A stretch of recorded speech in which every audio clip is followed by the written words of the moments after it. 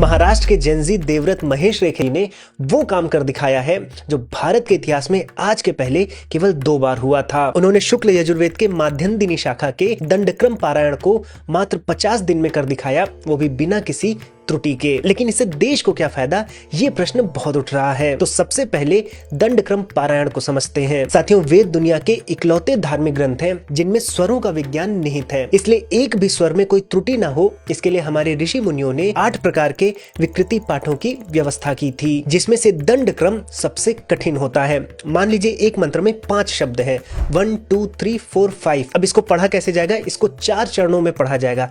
पहले चरण में 1 2 2 1 1 2, दूसरे चरण में 1 2 3 3 2 1 1 2 3, तीसरे चरण में 1 2 3 4 4 3 2 1 1 2 3 4, और फिर चौथे चरण में 1 2 3 4 5 5 4 3 2 1 1 2 3 4 5। और इसी क्रम में एक एक मंत्र को करते हुए 2000 मंत्रों को देवव्रत जी ने 50 दिन के भीतर भीतर बिना किसी त्रुटि के कर दिखाया। अब ये बड़ी बात क्यों है? मैंने चैट जीपीटी से यजुर्वेद के एक मंत्र का दंडक्रम बनवाया और ये पता करने का प्रयास किया कि एक मंत्र के दंडक्रम को बोलने में कितना समय लगेगा, और निकल के आया कि लगभग 20 से 25 मिनट लगेंगे। और अगर 2000 मंत्रों में एक मंत्र पर अगर हम 20 मिनट भी ले लें तो कम से कम आपको 55 दिन लगेंगे अगर आप प्रत्येक दिन 12 घंटे बिना रुके इन मंत्रों का दंडक्रम में पारायण करें। और देवव्रत जी ने मात्र 50 दिन में कर दिया। आज से 200 साल पहले महाराष्ट्र के ही श्री नारायण शास्त्री देव जी ने इसे 100 दिन में किया था। अब इसका फायदा क्या है?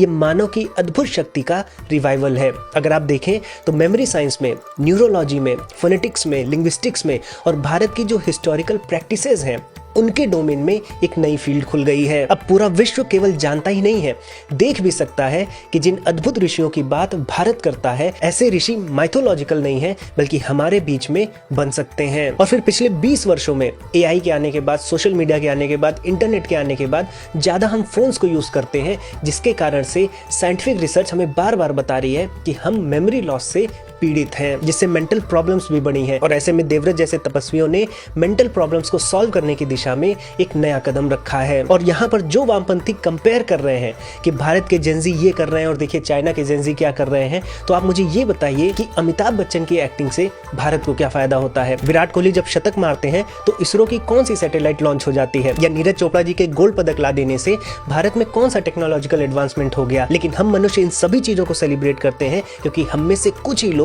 ये अद्भुत काम कर पाते हैं।